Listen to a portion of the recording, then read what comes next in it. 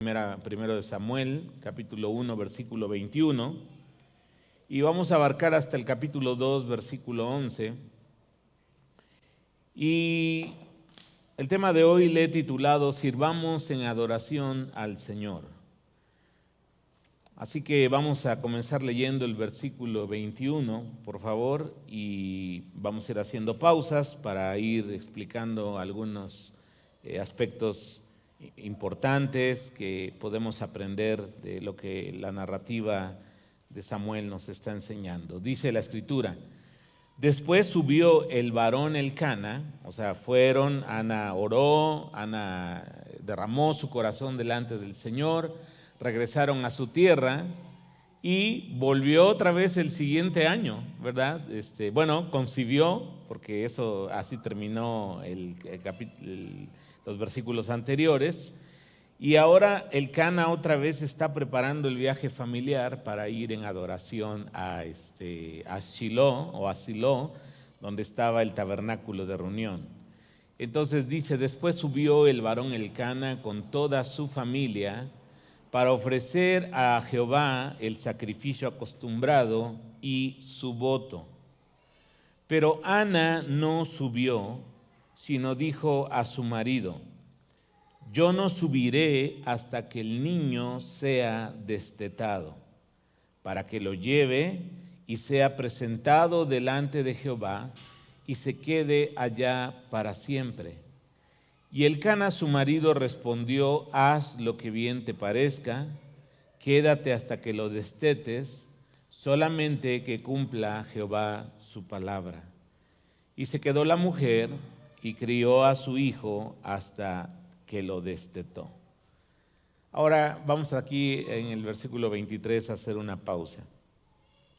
Ana recibió contestación a su oración que había hecho por un hijo varón, y ella sabía el voto que había hecho delante del Señor. La semana pasada vimos que es bíblico hacer votos, pero es un asunto de mucha seriedad que no debe tomarse a la ligereza. Y cualquier creyente que haga un voto al Señor, pues decía el pasaje que leímos de Eclesiastés 5, no tardes en cumplirle al Señor lo que le prometiste, ¿no? Y Ana sabe que ha hecho este voto, ¿no? Ahora yo pensaba un poco en el contexto familiar, anhelando ella, porque bueno, Elcana ya era papá, ¿no? O sea, tenía la experiencia de ser papá, y de hecho Penina era una mujer muy fértil y tenía hijos y tenía hijas, y digamos que por ese lado Elcana pues tenía dos esposas, y algunos piensan, estaba leyendo, que primero se casó con Ana. Eso es lo que piensan, el texto no lo dice, pero voy a platicarte lo que algunos deducen. Que primero Elcana se casó con Ana, y al no tener hijos fue que él tomó una segunda mujer, en este caso Penina, la perla preciosa, y fue que tuvo hijos, descendencia, porque en la cultura de Israel y en las culturas antiguas era realmente importante el dejar descendencia, el que uno trascienda en la vida a través de los hijos y de las futuras generaciones. Pero Ana había dado un voto al Señor y Dios le había concedido tener a un bebé varón, ¿verdad? Ahora quiero que piensen, por favor, ahí si ponen orden, quiero que piensen en esa escena, ¿no? Donde Ana ya tiene a su hijo, lo está criando, lo está amamantando, pero ella sabe el voto que ha hecho de entregarlo al Señor en el tabernáculo de reunión para que desde muy pequeño él sirviera al Señor. Y el texto no lo dice, ¿no? Pero yo estoy tratando de pensar un poco, chicas, ayúdenme, yo sé que todos en algún momento nos vamos a desprender de nuestros hijos, ¿no? Porque ellos tienen que seguir su camino en la vida, ¿no? y en algún momento van a dejar el hogar familiar, nuestro entorno como padres que hemos creado. Pero no es un proceso fácil, hermanos. El Señor conmigo ha ido poco a poco, ¿no? Tratando en esa área, porque primero mi hija menor fue un año al Instituto Bíblico aquí a Bernal, y aunque era cerca, bueno, empezamos como a pensar en eso, ¿no? Y ahora mi hija mayor, que está en el Douglas Hope, sirviendo y va a estar por un año, pues sí, es un proceso de aceptar eso, ¿no? Pero yo pensaba en Ana, ¿no? Con su hijo pequeñito, porque quiero comentarte que en esta cultura se destetaba a los niños entre el tercero y el quinto año. Entonces, algunos piensan que Samuel, cuando fue llevado finalmente al tabernáculo, tendría entre 3 y 4 años de edad. Realmente era un niño pequeño, ¿no? Y ella, yo creo que aprendió a encontrar, como vamos a ver más adelante, su gozo, su alegría, su paz en el Señor. Y eso le ayudó a mantenerse firme en su voto. Ahora, el Cana pues también estaba ahí involucrado, ¿no? Pues era el esposo, era el papá, y él sabía el voto que había hecho Ana al Señor. Y él, siendo un hombre temeroso del Señor, aceptó que su hijo Samuel fuera dedicado de esta manera al Señor. Así que Ana cumplió en esa parte, ¿no? Hasta destetarlo. Y bueno, quiero decirte que la ley de Moisés establecía que todo hijo varón, pero el primogénito, el que abría matriz, dice en Reina Valera, tenía que ser circuncidado al 8º día. Y ellos practicaban entonces, como señal del pacto entre Dios y Abraham, la circuncisión. Pero a los 40 días tenía que presentarse la mujer que había dado a luz para su purificación en el templo, y tenían que llevar al bebé. De hecho, en Lucas capítulo 1 y 2, cuando Lucas nos narra el nacimiento de Jesús y nos narra esa visita que ellos hicieron al templo cuando Jesús era un bebé, justo fue para cumplir eso, ¿no? Jesús fue circuncidado al 8º día y también fue llevado en el día 40 al templo y fue presentado al Señor, ¿no? Y ahí es cuando una mujer que se llamaba, creo que también, él se llamaba Simeón, ¿no? Que dio palabra profética, y otra mujer que se llamaba Ana, creo también, profetiza, y ese paso como que se lo saltaron porque no fueron a presentar al niño a los 40 días, ¿no? Vamos a continuar con la lectura. Solo son detalles ahí que miré y que quería comentártelos, compartírtelos. Versículo 24. Después que lo hubo destetado, lo llevó consigo, con 3 becerros, un efa de harina y una vasija de vino, y lo trajo a la casa de Jehová en Silo. Y el niño era pequeño. Y matando el becerro, trajeron el niño a Elí, y ella dijo: oh Señor mío, vive tu alma, Señor mío, yo soy aquella mujer que estuvo aquí junto a ti orando a Jehová. Por este niño oraba, y Jehová me dio lo que le pedí. Yo pues lo dedico también a Jehová. Todos los días que viva será de Jehová. Y allí adoró a Jehová. Y llegó el momento de tener que llevar al pequeño Samuel. Ahora me anima mucho, y ya algo había comentado la semana pasada, ese ímpetu, esa disciplina del Cana de cada año subir con su familia a adorar al Señor. Es muy probable que este viaje que hacía el Cana haya sido uno que está narrado en Deuteronomio capítulo 14, ahorita vamos a ver, que tenía que ver con ir y llevar los diezmos al lugar de adoración.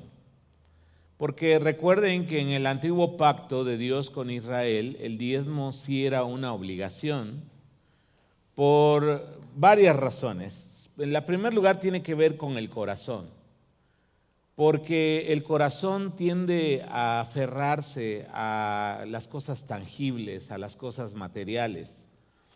Y Dios estableció el diezmo, como vamos a leer ahorita en Deuteronomio, para que el corazón del creyente aprenda que primero está el Señor antes que incluso esas cosas que suelen darme seguridad, que me hacen sentir estable, que me dan satisfacción o alegría, y enfocar esas necesidades en mi Señor, en mi Salvador, y aprender a encontrar la alegría de la vida, el gozo de la vida en el Señor. Mira, vamos a leer Deuteronomio capítulo 14 y lo vas a ver en pantalla. Vamos a leer de los versículos del 22 al 26. Lo voy a leer en la Biblia de las Américas y dice así: diezmarás fielmente todo el producto de tu sementera, lo que rinde tu campo cada año. Y comerás, fíjate qué bonito, comerás en la presencia del Señor tu Dios. Ese comerás habla de comunión con el Señor. Y yo me acuerdo una vez un hermano que en sus años de juventud fue joven, en sus años de juventud obviamente fue joven, fue misionero es lo que quise decir. Y se llama el hermano King Douglas, no sé si algunos lo conocieron. Él venía a los inviernos, a pasar los inviernos aquí desde Canadá, y generalmente los 3-4 meses que él estaba aquí en Querétaro venía a nuestra congregación. Y me acuerdo que un día nos hizo una invitación a comer y a mí me dejó impresionado su hospitalidad, porque siendo incluso él un hombre solo, o sea, cuando llegamos tenía una mesa realmente elegantemente adornada. La comida, no sé si la cocinó, la compró, pero era buenísima. Y me sentí, la verdad, apapachado, me sentí honrado por este hermano. Y yo pensaba cuando estaba leyendo este pasaje, ¿no? Qué honor el poder pasar un tiempo comiendo delante del Señor, ¿no? De compañerismo, de comunión. Y dice: comerás en la presencia del Señor tu Dios en el lugar que Él escoja para poner allí su nombre. En este caso era Silo. Y el diezmo de tu grano, de tu mosto y de tu aceite y los primogénitos de tus vacas y de tus ovejas, para que aprendas, fíjate bien, a temer siempre al Señor tu Dios. Mas si el camino es tan largo para ti, que seas incapaz de llevar el diezmo por estar lejos el lugar donde el Señor tu Dios escoja para poner allí su nombre, cuando el Señor tu Dios te haya bendecido, entonces lo cambiarás por dinero y atarás el dinero en tu mano e irás al lugar que el Señor tu Dios escoja, y podrás gastar el dinero en todo lo que tu corazón apetezca, en vacas u ovejas, en vino o sidra, o en cualquier otra cosa que tu corazón desee. Allí comerás en presencia del Señor tu Dios y te alegrarás tú y tu casa.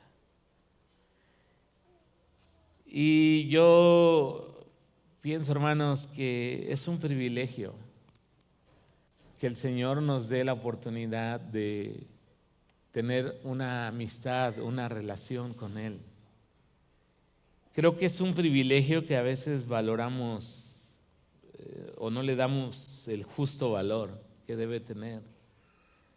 Pero observa cómo Dios quiere tratar con el corazón de los suyos. Porque decía Juan Calvino, el corazón del hombre es una fábrica de dioses. Y a veces nuestra necedad humana es tan aferrada que en muchas cosas ponemos nuestra confianza e incluso rivalizan con Dios, ¿no? Y no solo nuestra confianza, incluso nuestro amor. Porque a veces hay muchos amores en nuestro corazón compitiendo con el amor a Dios. Y no es que Dios no quiere que amemos a otros, pero el amor más supremo de nuestro corazón, el mandamiento lo dice. ¿Cuál es el primer mandamiento? Amarás al Señor tu Dios con todo tu corazón, con toda tu mente, con todas tus fuerzas y con toda tu alma. Y me gusta esto que dice Deuteronomio, que aprendas a temer siempre al Señor tu Dios. Y hermanos, aunque en el Nuevo Testamento no hay una teología sobre el diezmo, sí está también implícito que no debemos aferrarnos a las cosas materiales. Porque las riquezas son inciertas, dice la palabra. Y todos pasamos por momentos de vacas flacas, de estrechez económica, y todos pasamos por tiempos de abundancia y de prosperidad. Y el asunto es este, hermanos, que nuestro corazón no dependa su alegría, su paz, su confianza, del si hoy tengo mucho o hoy tengo quizá poco. El Señor quiere que aprendas, dice ahí, a temer siempre al Señor tu Dios. Y es algo que, hermanos, muchas veces nos cuesta trabajo aprender. Y Ana da testimonio en estos versículos que leímos de las oraciones que Dios le ha contestado. Dice Ana, por este niño oraba y el Señor me lo dio. Y va con el mismo Elí, el que le dijo, estás ebria, ¿no? Vete a curar la cruda por otro lado, ¿no? Y va y le da testimonio y le dice, no, yo ahora vengo aquí a cumplir el voto que hice. Y he dedicado este niño para servir al Señor. ¿Y cómo termina el versículo 28? Dice, yo pues lo dedico también a Jehová. Todos los días que viva será de Jehová y adoro allí a Jehová. Y entonces vemos a esta familia de Elcana, Ana, aún Penina y sus hijos, con una actitud de adoración constante al Señor. Aún en decisiones difíciles, desde mi perspectiva, yo digo, qué difícil, ¿no? Llevar a tu chiquito y decir, lo traigo porque así lo prometí al Señor, ¿no? Bueno, no tenía nada, el Señor me lo concedió y ahora lo traigo y me voy a quedar sin nada otra vez. Y yo digo que eso es fe y es una adoración sacrificial. Que va más allá de la emoción de sentir bonito, de, no sé, levantar tus manos y aplaudir. Y eso está bien, son cosas que están en la Biblia y son maneras bíblicas de adorar a Dios, pero aquí vemos algo más práctico todavía y de más desafío para nosotros, ¿no? Una adoración que está dispuesta a hacer un sacrificio que, lo voy a decir, no sé si Ana lo pensó, pero en algún momento a lo mejor decir, oye Dios, y si te intercambio el voto que hice, ¿no? Pasa como cuando enseñé sobre jueces, no sé si te acuerdas cuando Jefté hace un voto alocado al Señor y le dice, si tú me das la victoria, ofreceré en sacrificio al primero que salga de mi casa, ¿no? Y él pensaba que iba a salir, no sé, el velador, el siervo, no sé, alguien, y Dios ahí, pues no sé, así lo permitió, pero su hija, su única hija amada, fue la que salió a recibirle por la victoria que habían tenido. Y aunque Dios condenaba en la ley los sacrificios humanos, yo pienso, leyendo el texto y sin tratar como de eludir, pienso que Jefté tuvo que cumplir. Dice que cumplió su voto al Señor, ¿no? Y aunque era una abominación al Señor, porque Dios no le pidió eso a Jefté, o sea, él se apresuró y estaban tan cananizados los israelitas en la época de los jueces, porque en las otras pueblos cananeos sí ofrecían hasta sus hijos de brazos a Moloc, ¿no? Un dios de la región, y los mataban y los quemaban ahí en los brazos de Moloc, ese ídolo abominable que el Señor aborrecía, ¿no? Pero, y de hecho en aquella ocasión mencioné que en la ley de Moisés sí había como una oportunidad de hacer una permuta en ese, pero la ignorancia muchas veces de la palabra de Dios nos lleva a cometer pues equivocaciones. Y por eso debemos mirar todo el consejo de Dios, pero Ana tiene un corazón para Dios y teme al Señor y dice al final, ¿no? Lo traigo aquí, todos los días de su vida será del Señor, y dice, y adoró a Jehová. Y la adoración, hermanos, tiene que ver con una actitud de humildad delante del Señor. Mira Hebreos capítulo 13, versículo 15, lo que dice, lo voy a leer en la Nueva Traducción Viviente. Por lo tanto, por medio de Jesús, ofrezcamos un sacrificio continuo de alabanza a Dios, mediante el cual, fíjate bien, este es el punto, proclamamos nuestra lealtad a su nombre.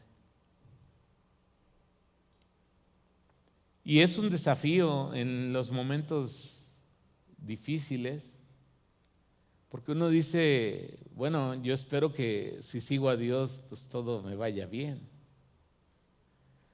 Pero yo creo que si ya tienes años caminando con el Señor y también has visto en la palabra,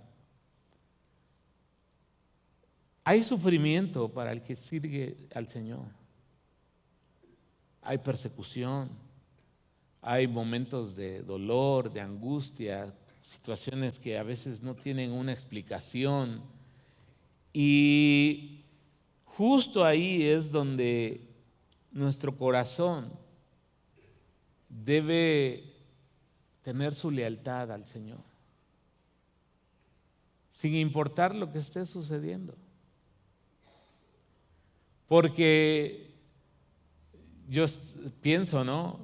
Si mi lealtad al Señor va a estar en función de que me vaya solo bien y, como dijo Job, no voy a recibir el mal, ¿no? Y es un proceso. Cuando vas a recibir un diagnóstico, ¿no? Y entonces mi lealtad al Señor va a estar si recibo un diagnóstico favorable, pero si recibo un diagnóstico negativo, entonces, ¿sí me doy a entender? Por eso es muy importante, hermanos, que entendamos bien que Él es Dios, Él es creador, Él está por encima de nosotros, no solo por ser creador, sino Él es eterno, Él es santo, Él es todopoderoso, Él es soberano, y Él va a hacer lo que Él quiera. Ahora, Dios es bueno y nos ha colmado de bendiciones. Por eso David dice en el Salmo 103, bendice alma mía al Señor y no olvides ninguno de sus beneficios. Él es el que te corona de favores, de misericordias, el que sacia de bien tu boca, pero también en el día de la angustia, hermanos, que nuestro corazón pueda encontrar adoración al Señor. Aunque duela, aunque sea una decisión difícil. Y ella, vamos a suponer que Samuelito era de 4 años, bien chiquito. Y ella iba a regresar cada año a mirarlo, ¿no? Mientras tuviera vida. Porque no era fácil viajar, ni era barato, o sea, y no podías viajar solo, ¿no? O sea, era muy complicado. Pero que nuestra lealtad al Señor, hermanos, vaya creciendo. Para que venga lo que venga, nuestro corazón esté leal al Señor, agradecido por lo que Él ha hecho en nosotros. Capítulo 2, por favor, continuemos. Versículo 1.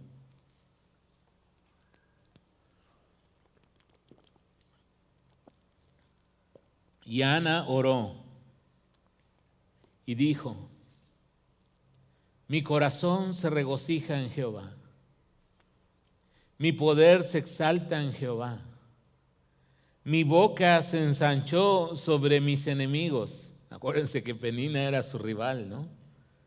Por cuanto me alegré en tu salvación. Acuérdate cómo terminó el pasaje que leímos la semana pasada. Dice, y no estuvo más triste. Por cuanto me alegré en tu salvación. No hay santo como Jehová, porque no hay ninguno fuera de ti. Y no hay refugio como el Dios nuestro. Y es mi oración, hermanos, que tú y yo podamos experimentar esa clase de gozo. Ese gozo que es fruto del Espíritu Santo, no la alegría humana, porque la alegría humana está en función de si me siento bien o me siento mal, o si las cosas van bien o las cosas van mal. El gozo del Espíritu Santo se va a manifestar aún en las decisiones difíciles. Y es una oración, la verdad, desafiante la que Ana hace en este capítulo 2. Mi corazón se regocija en el Señor.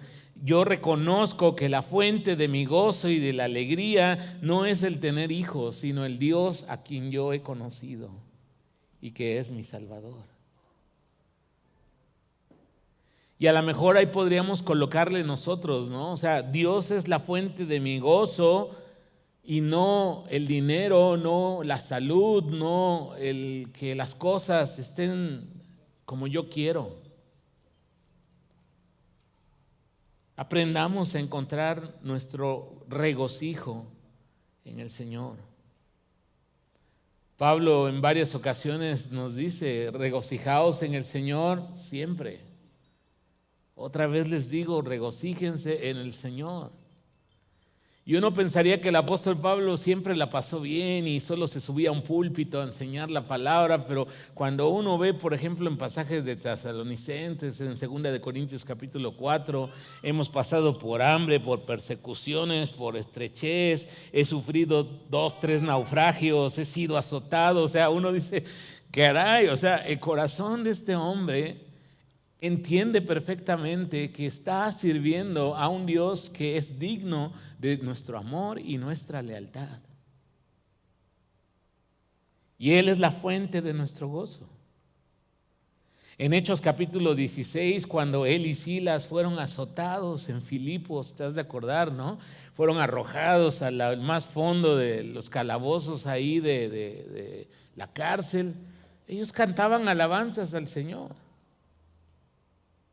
En lugar de estarse conmiserando y decir, ay, pobre de mí, ¿por qué me sucede esto si yo soy tu siervo? Y todos los oían, dice el texto bíblico que Lucas escribe inspirado por el Espíritu Santo. Y cuando Dios lo liberó a través del terremoto y que se abrieron las puertas y el Señor obrando en favor de los suyos. Pero si Cristo mismo sufrió aflicción y padeció, o sea, nosotros también va a haber un momento en nuestra vida en que vamos a padecer algo. Y ojalá sea por causa del Evangelio y no por mis malas decisiones o por mi rebeldía, mi necedad, porque muchas veces en la vida cosechamos experiencias amargas y duras por nuestra necedad, por estar caminando lejos de Dios, por no darle la lealtad primaria de nuestro corazón al Señor.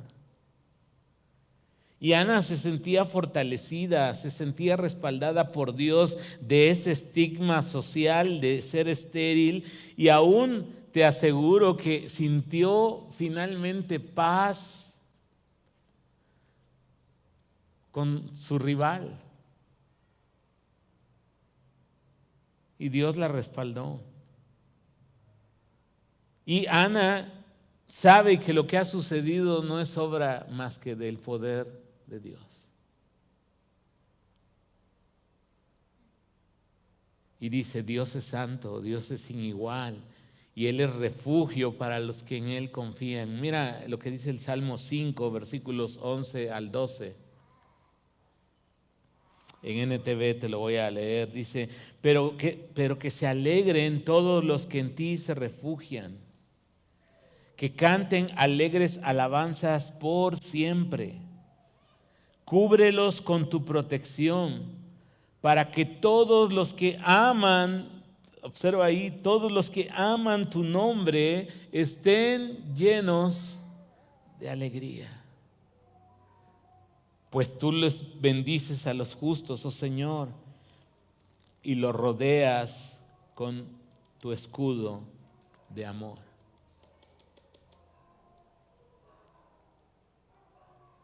Dios bendice a los suyos. ¿Tú eres del Señor? Dios te ama y Dios te va a bendecir, aún en los momentos más oscuros de la vida.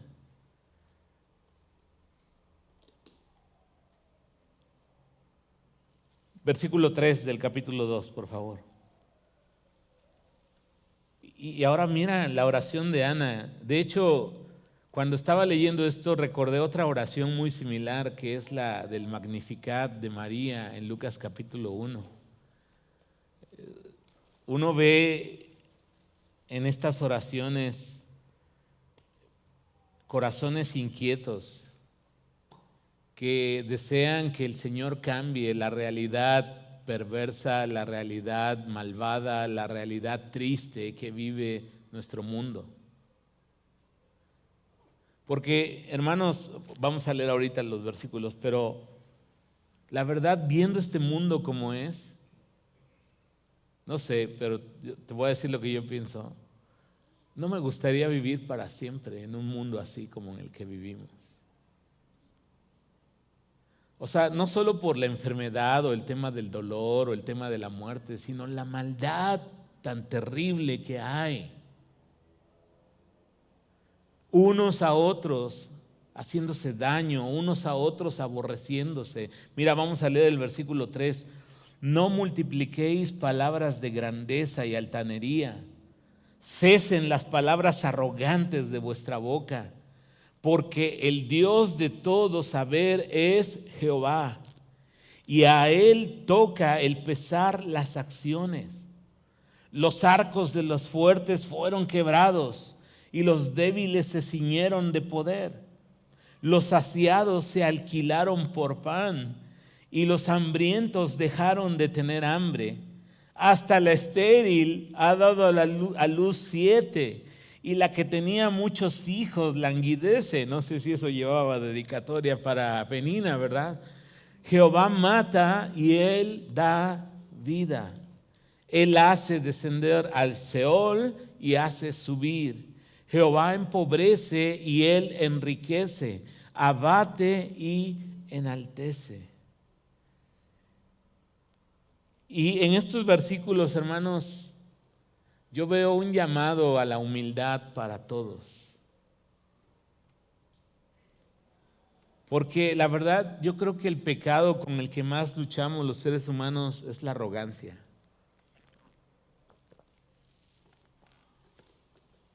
La altivez, el sentirnos suficientes, el mirar de arriba abajo a otros por su condición social, económica, física, lo que sea. Y Ana no le gusta el mundo en el que ella vive. Yo así lo percibo. Ella quiere un mundo al revés, ¿no? Y dice que el Señor lo va a hacer. Ella dice que las palabras de grandeza, altaneras y arrogantes cesen. Que recordemos algo, Dios está por encima de todos y de todo.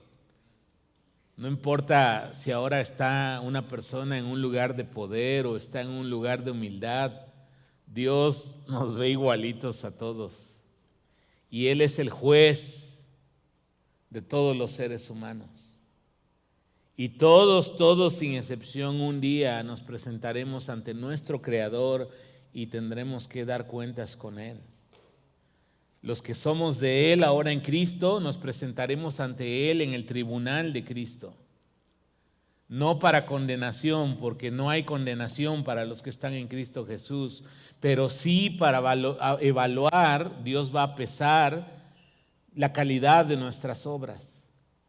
Y Pablo dice, ¿no?, en 1 Corintios 3, y si son de heno, madera o hojarasca, o oro, plata o piedras preciosas, el fuego las probará en aquel día y el fuego lo revelará. Y la ilustración de Pablo es muy obvia. El heno, la madera y la hojarasca se van a chamuscar. Y lo que está hecho con amor y lealtad al Señor, eso va a perdurar. Y aunque no lo merecemos, Dios es tan bueno que va a recompensar a aquellos que en el tribunal de Cristo tengan, aunque sea Dios nos permita tener, aunque sea un pequeño diamante para el Señor.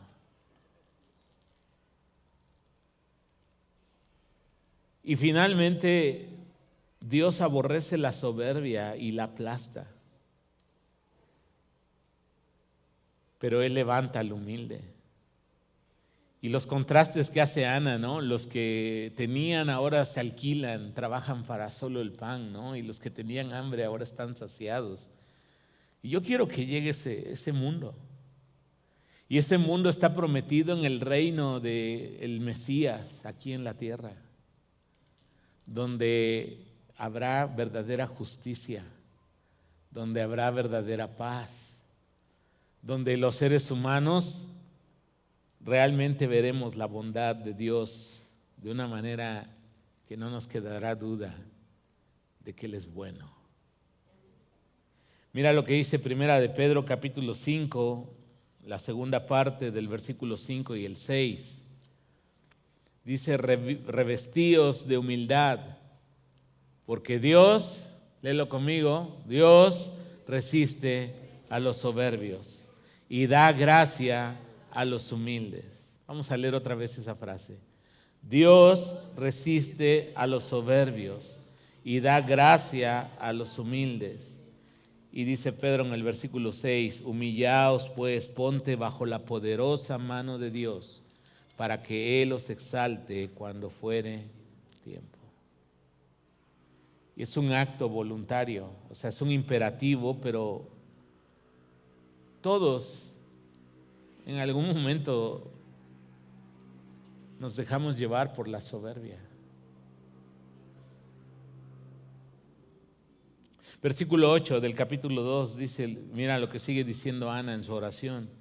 Él levanta del polvo al pobre y del muladar exalta al menesteroso. Se parece al Salmo 113, ¿no? Tiene una similitud.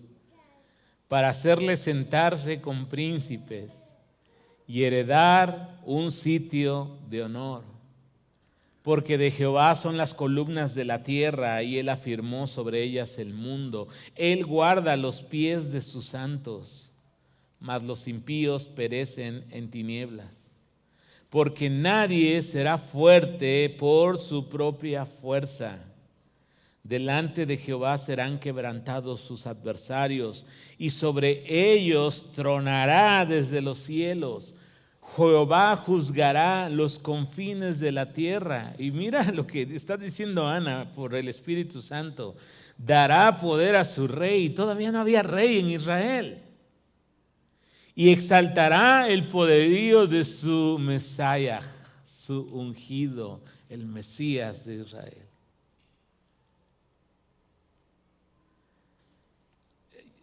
lo voy a decir con mucho respeto, pero yo creo que Ana ni entendió qué oró en este punto. Porque no había rey en Israel. Estamos saliendo del periodo de los jueces. Todavía Saúl no es ungido rey. Samuel, el hijo de ella, es quien va a ungir a Saúl como rey de Israel. Pero ella aquí orando por el Espíritu Santo nos habla de ese poder que el Señor juzgará los confines de la tierra. Eso habla de un reinado universal. Nos habla de un rey y de un poderío para un ungido. Que no va a ser Saúl, que no va a ser David, que no va a ser Salomón, sino va a ser el Rey de Reyes y Señor de Señores. Jesús, el Mesías. Dice que Él levanta del pobre y exalta al menesteroso para darles un lugar de honor. Y el Señor tiene un lugar de honor para ti y para mí. Es increíble. Porque uno diría, Señor, mira, con que me dejes estar allá, aunque sea en el rincón más, pero estar allá. Ahora que Suri está ahí sirviendo en el barco, dice que les tocó el peor de los peores del camarote que hay en el barco. Hasta abajo, casi pegado al cuarto de máquinas y 6, 7 en un camarote, o sea, apretadones.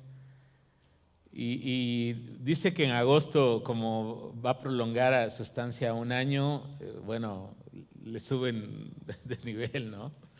Y yo estaba pensando en eso, ¿no? Que cuando estaba leyendo esto, ¿no? Un lugar de honor, dije, increíble que el Señor, siendo lo que éramos y aún lo que somos, tenga en su corazón como parte de su perdón, de su salvación, darnos un lugar de honor con Él. Y Apocalipsis lo dice de la siguiente manera. Apocalipsis 5, versículos 9 y 10. Y cantaban un nuevo cántico diciendo, digno eres de tomar el libro y de abrir sus sellos. Están hablando del Cordero, porque tú fuiste inmolado y con tu sangre nos has redimido para Dios de todo linaje y lengua y pueblo y nación. Y nos has hecho para nuestro Dios reyes y sacerdotes y reinaremos sobre la tierra. No sé si a mí me emociona pensar en eso. Y a lo mejor Dios en su reino me dice, mira, voy a hablar del reino milenial, ¿no? A lo mejor me dice, mira, tú te vas a hacer cargo solo de un matrimonio, ¿no? Porque algo, no sé, a ver si enseño Apocalipsis, que es un desafío enseñar ese libro, pero en el reino milenial va a haber dos tipos de seres humanos ya transformados a un cuerpo similar al del Señor, los que vamos a venir con Cristo a reinar en la tierra, y va a haber seres humanos mortales, como ahora somos todos, que van a sobrevivir a la gran tribulación y van a entrar al reino milenial. Pero sobre ellos vamos a reinar, o sea, Dios nos va a poner en lugares de honor, ¿no? Y a lo mejor Dios nos dice, pues sí, Miguel, pues mira, ahí está un matrimonio, ¿no? Pero en 1000 años, ¿qué puede pasar con ese matrimonio, no? ¿Cuántas familias se pueden multiplicar, no? Y es increíble lo que el Señor ha preparado para nosotros. Por eso a veces no entiendo por qué no tenemos como una respuesta más adecuada para Él, en nuestra lealtad, en nuestro amor, en nuestro servicio al Señor. Porque realmente Dios nos ha colmado de bienes en Cristo Jesús. Como dice el apóstol Pablo en Efesios capítulo 1, nos bendijo con toda bendición espiritual. Las riquezas de su gracia son nuestras y no lo merecemos. Todo Él lo ganó en favor nuestro por su sangre derramada en la cruz. Y lo único que nosotros tuvimos que hacer, y fue obra también del Espíritu Santo, fue quitarnos el velo, darnos cuenta de nuestra condición de perdición y abrazar por la fe el regalo de la salvación que tenemos en Cristo. Y Ana proféticamente anuncia un juicio universal, lo que nos habla de un reino universal por medio del Rey, el Mesías de Israel. Versículo 11, con ese vamos a terminar porque hay unos aspectos prácticos ahí que quiero mencionar. Y Elcana se volvió a su casa en Ramá. Y el niño ministraba a Jehová delante del sacerdote Elí. La palabra ministrar tiene la idea de, en este pasaje, de servir en adoración a Dios. Porque hay algunas denominaciones, ¿no?, donde el llamarse ministro es como un rango, ¿no? O si yo soy ministro de culto, o soy ministro de alabanza, o soy... Y ya ven que ahora hay muchos soberbios, ¿no?, que ya no se conforman con ser pastores o ancianos, o los nombres que usa la Biblia, ¿no? Ya son profetas, son apóstoles. Yo luego le digo, bueno, pues yo soy arcángel, ¿no? Ya estoy más arriba todavía, ¿no? Miguel. Pero creo que, hermanos, podemos aprender de Elcana y su familia, de Ana misma, que la adoración implica un servicio sacrificial. Tengo ahí una diapositiva. En primer lugar, un servicio personal, también familiar. Es bueno enseñar a nuestros hijos a servir, con nuestro ejemplo, pero también así como les enseñamos a cepillarse los dientes y les enseñamos a amarrarse los zapatos, llevarlos de la manita desde pequeños y enseñarlos a servir. Servimos al Señor, es parte de nuestra adoración. A lo mejor el domingo quisiéramos quedarnos a descansar porque hemos tenido una semana muy pesada. ¿Quién no ha tenido ese sentimiento? Yo muchas veces he dicho, ojalá hoy no fuera domingo, estoy bien cansado. Y tengo que enseñar 3 veces, ¿no? Pero el Señor lo merece. Y entonces mi servicio en adoración a Dios es personal, es familiar y también congregacional. Y mi servicio, nuestro servicio al Señor, hermanos, debe estar caracterizado por una actitud humilde. Él es Dios. Yo soy tu siervo. Más adelante lo vamos a escuchar de la boca de Samuel. Cuando Dios le habla, habla porque tu siervo escucha. También debemos servir al Señor alegremente. Felices, privilegio, un lugar de honor. Estaba orando hace un rato cuando estaba pensando en esto. No, cuando veníamos manejando para acá, le decía al Señor, gracias por la vida que hoy tuve. Gracias porque me has dado el privilegio de conocerte. Y todavía más, me has dado el privilegio de poder servirte. quiero hacerlo con alegría de corazón, sin sentirme más que agradecido por ese privilegio. Y también el servicio a Dios, hermanos, tiene que ser excelente. Lo mejor que podamos en nuestra capacidad. Porque muchas veces la cultura del ahí se va nos domina. No nos da tiempo, andamos apurados, ¿no? Pero si vamos a poner un clavo, si vamos a reparar un foco, si vamos a pintar un muro, si vamos a hacer una publicación en redes sociales, si vamos a enseñar un versículo a los niños, si vamos a regalar un Nuevo Testamento y un folleto, si vamos a hablar de nuestro gran Dios, nosotros somos como, déjame decirlo así, somos como su tarjeta de presentación del Señor.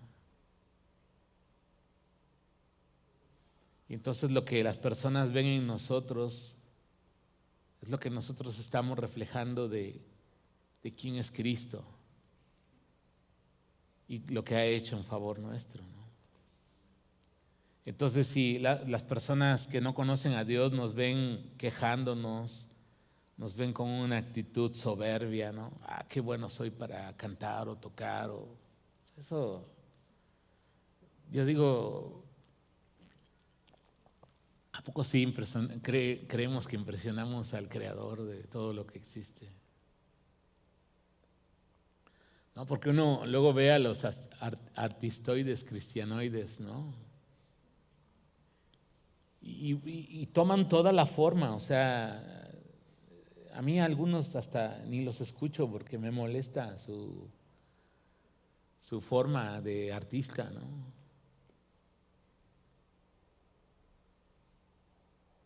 Sus guaruras, piden hoteles de lujo, vuelos en primera clase, ¿no?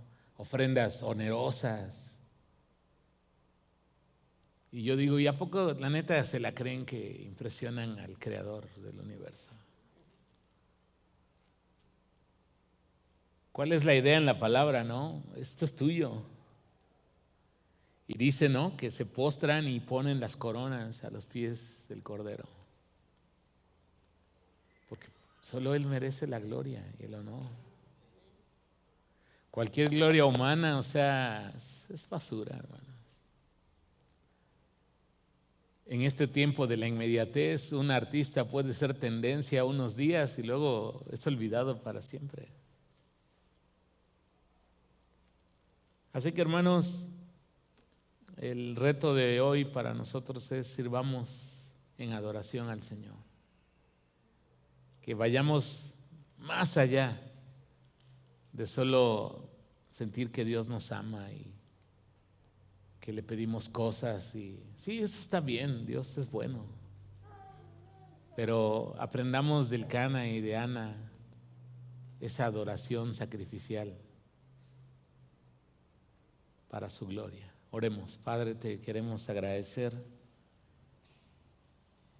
el poder contemplar a través de esta narrativa que tú eres único, que no hay nadie como tú, Señor. Y danos un corazón humilde, Señor, que reconozcamos que somos polvo, que somos tan finitos y somos pecadores. Y lo hermoso, Señor, de tu amor y de tu bondad, de tu carácter, es que aún así has planeado darnos un lugar de honor en tu reino. Y estamos agradecidos por eso, Señor. Es un honor que no merecemos. Y que la respuesta de nuestro corazón, Señor, sea servirte en adoración, con humildad, con alegría y con excelencia. Gracias, Señor, por tu palabra, en el nombre de Jesús. Amén. Que Dios los bendiga, hermanos.